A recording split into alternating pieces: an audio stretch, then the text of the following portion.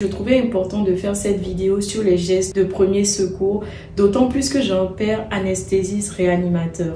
Bonjour papa. Bonjour mademoiselle. Bon, déjà je te laisse te présenter quand même.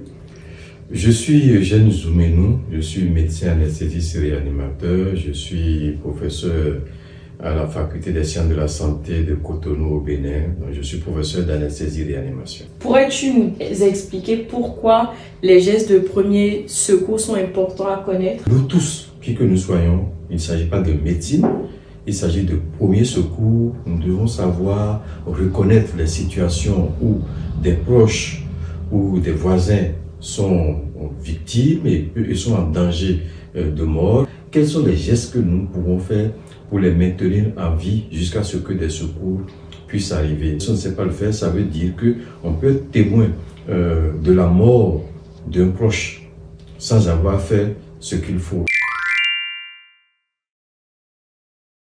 Quand on parle de gestes de premier secours, en fait, c'est assez large, mais je vais les synthétiser en quelques points. Dans A, airway, quelqu'un a du mal à respirer, il a avalé un corps étranger ou bien de la nourriture dans ses poumons. Si on ne sait pas quoi faire, il va mourir. Ça, c'est obstruction des voies aériennes.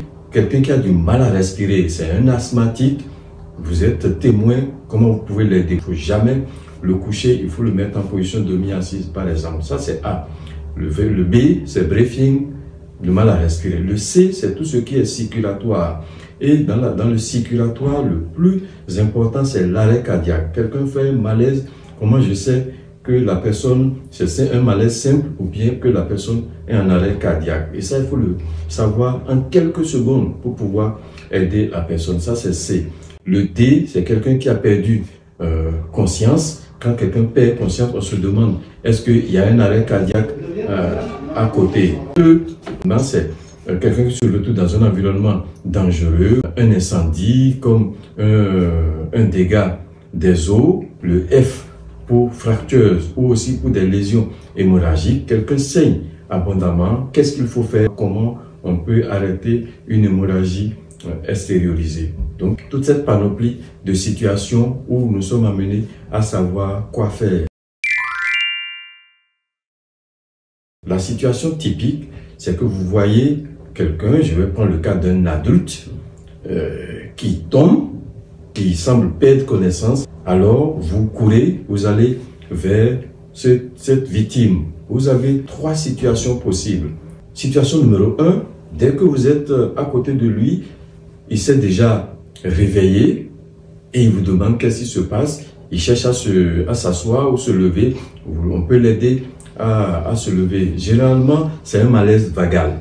Ça peut être quelque chose de plus grave, un problème au niveau du cœur qui est trop lent, mais la plupart du temps, c'est un malaise vagal. La deuxième situation, il ne s'est pas réveillé, il ne réagit pas. Vous l'appelez, vous le tapez, vous le pincez, il ne réagit pas. Ça veut dire qu'il n'a pas sa conscience. Mais il respire. Vous voyez qu'il respire. La troisième situation, la victime ne réagit pas, vous l'appelez, vous le tapez, vous le pincez, elle ne réagit pas. Et manifestement, ne respire pas. Là, c'est un arrêt cardiaque. Et je crois qu'on va insister sur ça pour voir comment je fais pour savoir qu'une victime réagit ou ne réagit pas, qu'une victime ne respire pas. On va prendre déjà la première question. Est-ce que la victime réagit? J'ai dit tout à l'heure, si vous connaissez son nom, vous l'appelez. Si vous ne connaissez pas, monsieur, vous criez, madame, la victime ne réagit pas, vous tapez, vous pouvez le pincer, et il ne réagit pas, ou bien il réagit de manière anormale, il n'est pas conscient. La deuxième chose, vous regardez son thorax pour voir s'il respire ou pas. S'il ne réagit pas, qu'il ne respire pas, encore une fois, c'est un arrêt cardiaque. Et il faut aller très vite pour reconnaître ça très rapidement et commencer les gestes de premier secours qui ici se résument essentiellement au massage cardiaque externe. Donc il vient de tomber, ce monsieur. Monsieur, manifestement il ne réagit pas, je lui fais mal, il ne réagit pas. Donc je vais voir s'il respire. C'est la deuxième question. Est-ce qu'il respire? Pour ça, j'ai mes oreilles pour sentir le souffle. J'ai ma main entre le thorax et l'abdomen pour sentir les mouvements respiratoires. Et puis j'ai mes yeux pour voir si son thorax bouge. Et j'ai 10 secondes maximum pour le faire. Il ne réagit pas, il ne respire pas. C'est un arrêt cardiaque. Je dois aller très vite. Je dénude le thorax, j'enlève les ceintures. Quelqu'un peut faire de l'autre côté. Mais avant de faire tout ça, je crie au secours. Attention, il ne va pas bien. Aidez, c'est un arrêt cardiaque. Aidez-moi. Les gens vont venir, mais en attendant qu'ils viennent, moi je commence le massage cardiaque. Position, je suis à genoux d'un côté ou de l'autre sur lui, la main dans la bonne position, et puis je masse. 1, 2, 3, 4, 5, 6, 7, 8, 9, 10.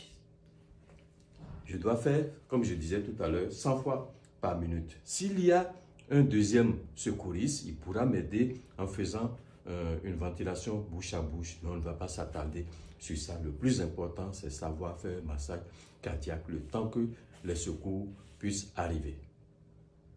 Voilà. Okay. Merci. Cette fois-ci, il est toujours inconscient, mais il respire. Je vois, il y a des mouvements. Il y a des mouvements respiratoires. Ma main bouge. Je vois son thorax bouger. Il respire. Mais manifestement, il est inconscient. Je dois le mettre en sécurité le temps que les secours arrivent. Je ne sais pas combien de temps les secours vont faire. Si je le laisse inconscient dans cette position, il va vomir, il peut vomir dans ses poumons et c'est ça, plutôt ça qui va le tuer. Il va respirer mal. Alors, je vais faire ceci. Je mets le bras et l'avant-bras du côté où je me situe en perpendiculaire. Le bras perpendiculaire au tronc, l'avant-bras perpendiculaire au bras. Le membre du côté opposé, le membre thoracique du côté opposé, le membre supérieur si vous voulez, je le mets contre sa joue, la main contre sa joue, le dos de la main contre sa joue et je garde. Je garde, si je ne garde pas, ça va partir et il est costaud, hein? Je le retourne vers moi. Et je mets la position complète pour qu'il reste stable. Ça, il est en position latérale de sécurité. Il va respirer mieux. Et s'il vomit, les vomissements iront à l'extérieur plutôt que de retourner dans ses poumons pour l'étouffer. Dans cette position, il respire jusqu'à ce que les secours arrivent.